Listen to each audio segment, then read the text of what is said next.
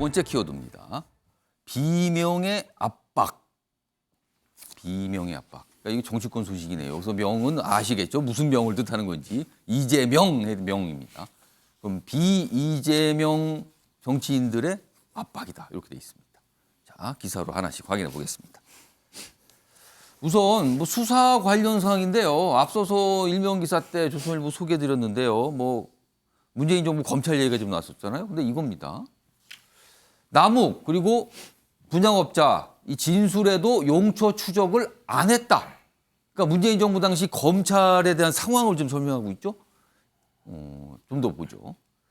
내용 증명, 앞서 일명 기사 때 사진도 있었는데요. 내용 증명에는 현금이 남욱이 지정한 사람에게 2004년 5월부터 현금으로 전달됐다. 이런 내용이 내용 증명에 담겨 있었는데 당시 검찰은 형식적인 조사만 했다. 자금 흐름 등 추가 확인 안 했다.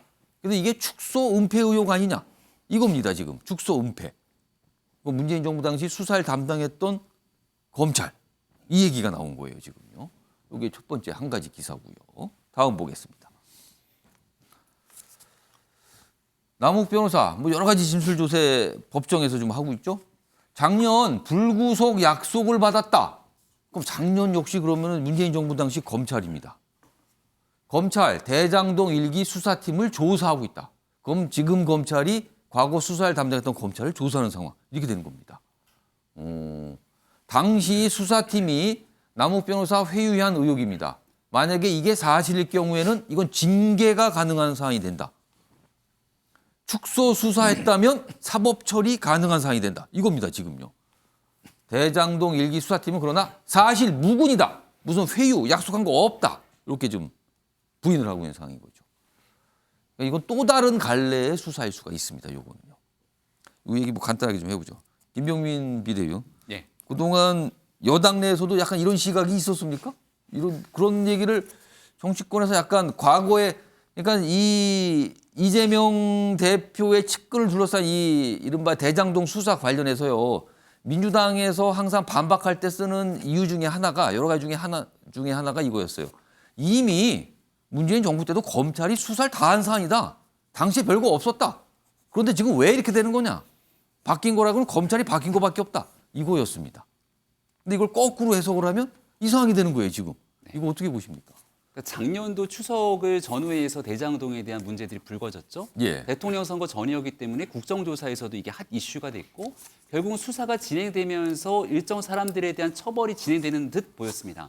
근데 대통령 선거를 앞두고 이재명 당시 후보가 했던 말은 대장동의 몸통이 윤석열이다 이렇게 주장을 합니다. 그러니까 수사가 명확하게 진행되지 않는 선에서 50억 클럽도 사람들의 명단들이 하나씩 나오는데 거기에는 곽상도 의원 등 과거에 지금 여당에 소속돼 있는 사람들이 일부 들어가 있기 때문에 이런 내용들에 대한 진실에 대해서 국민들이 궁금해하기 시작했죠. 하지만 제일 중요한 건 대장동 일당들에게 그런 특혜를 주도록 만들었던 핵심적인 역할은 결국 과거 이재명 현 대표가 성남시장 시절이던 성남시로부터 비롯된 것이고 그 대장동 일당들과 이재명 대표의 측근이라고 볼 수 있는 김용 그리고 정진상 이런 사람들의 관계성 속에서 지금 줄줄이 구속이 돼 있는 것 아닙니까? 근데 이런 김용, 정진상 관련된 인물들에 대한 수사는 하나도 진행이 되지 않고 일정 부분 대장동 업자들에 대한 수사만 진행이 되고 난 다음 대통령 선거가 치러졌는데 그 당시를 복귀해 보게 되면 검찰이 제대로 속도감 있게 수사하지 않고 관련돼서 나왔던 증거물까지도 다 보고서는 묻었던 것 아니냐. 이렇게 지켜볼 수 있는 여지가 있는 것이죠.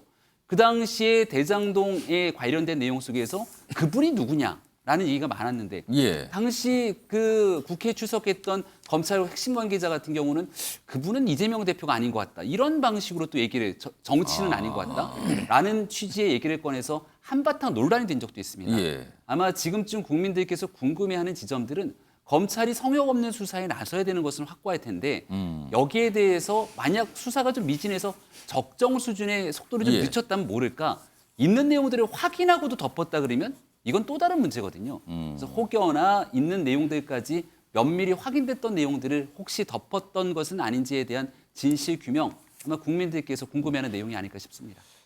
그러니까 지금까지 전개했던 상황, 그다음에 이 상황을 합쳐서 보면은요. 지금까지 이제 민주당에서는 현 검찰에서 조작 수사를 하고 있다. 이렇게 지금 반발하고 있는 거잖아요. 근데 지금 이 상황은요. 문재인 정부, 과거 검찰이 축소 수사를 한 거 아니냐.